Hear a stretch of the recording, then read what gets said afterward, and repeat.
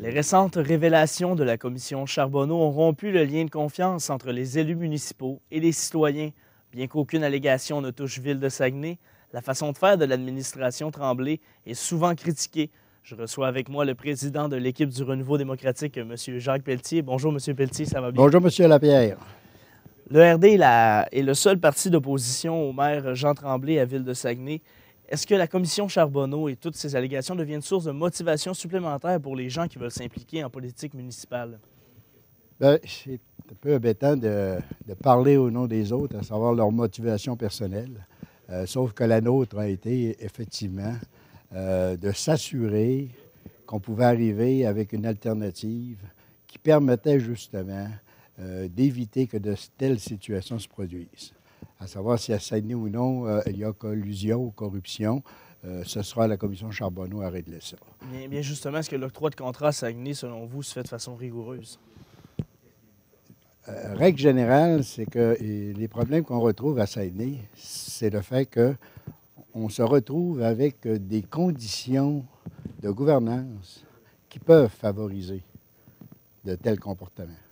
C'est-à-dire, par exemple, qu'on concentre les pouvoirs de la Ville entre les mains d'un nombre très restreint d'individus.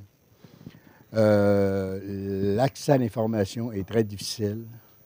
On a recours à des organismes qui ne sont pas directement des départements de la Ville pour gérer des millions de dollars et on est incapable d'obtenir facilement, puis même très difficilement, de l'information concernant ces organismes-là.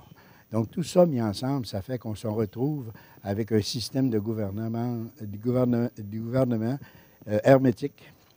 À Laval et à Montréal, il y avait, il y avait un peu la même situation où est-ce que, justement, les finances pouvaient avoir l'air de bien aller.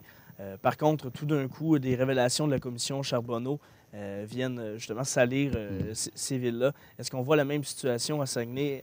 Est-ce que justement, il n'y a pas un doute qui peut entrer dans la tête des citoyens à partir de Vous ça? comprendrez qu'un parti comme le nôtre, qui opère seulement depuis un an, est incapable d'avoir en main des dossiers qui permettraient d'affirmer quoi que ce soit à ce sujet-là.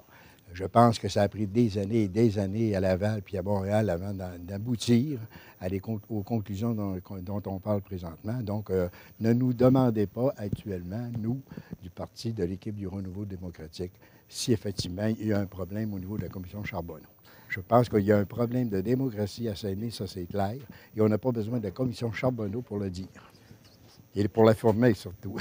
Justement, vous parlez d'un problème de démocratie, Oui. pardonnez-moi, à Saguenay. Est-ce que c'est difficile de s'opposer au maire Jean Tremblay dans les conditions actuelles? Ce qui est difficile, c'est être à armes égales, c'est-à-dire d'avoir la même visibilité au niveau des médias, d'avoir les mêmes budgets au niveau de publicité.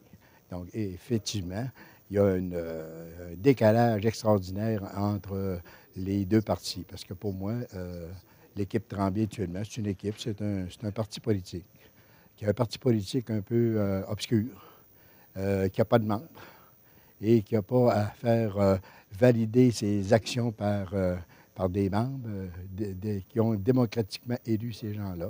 On leur laisse la parole et on leur laisse toutes les décisions pour 4 ans et on attend au bout de 4 ans pour prendre une autre décision à leur sujet. Justement, vous parlez de rendre des comptes à ses membres. Est-ce que la démocratie participative devient une forme de solution à ce problème-là de démocratie à Saguenay? Ce n'est pas la seule solution, mais ça en est déjà une bonne. Dans le sens qu'à ce moment-là, on se doit, pour avoir une démocratie participative, en arriver à mettre en place un réseau d'information, non pas un réseau d'information sur les activités culturelles de la Ville. Là. Je parle d'un niveau d'information qui permet à la population de faire partie de la décision, comme par exemple au niveau où s'en va-t-on au niveau, par exemple, du plan d'aménagement de la Ville. Donc, quelles sont les grandes orientations que la Ville devrait prendre pour son développement futur. Vous avez tenu votre premier rassemblement de l'équipe du Renouveau démocratique en vue des prochaines élections municipales le week-end dernier à Jonquière. C'est quoi votre plan de match là, maintenant, à un an des élections municipales? On le sait qu'ils sont prévus pour novembre 2013. Bien, une petite correction, ce n'est pas notre premier ralliement, c'est notre troisième. Troisième. Donc, on a passé avant ça une question, on a eu une assemblée sur la gouvernance. Cette fois-ci, c'était sur l'économie. Ça nous apparaissait comme les deux premiers éléments les plus importants.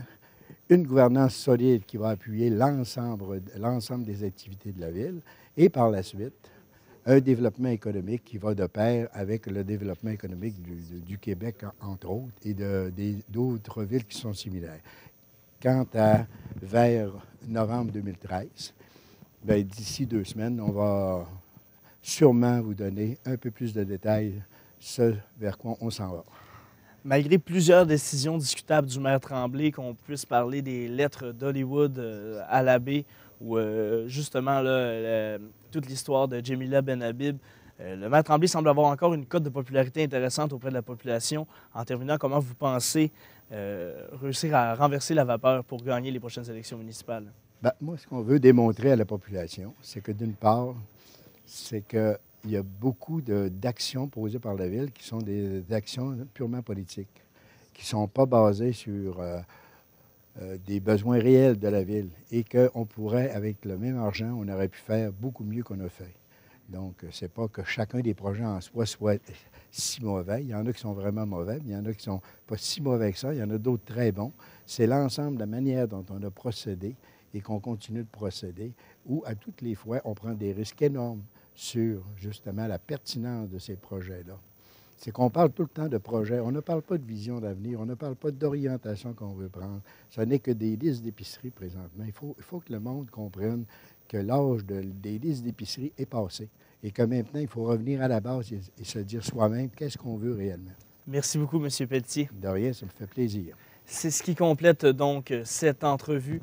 Restez à l'affût car plusieurs autres entrevues seront diffusées par rapport à la page d'ATM. Donc, au revoir et à la prochaine.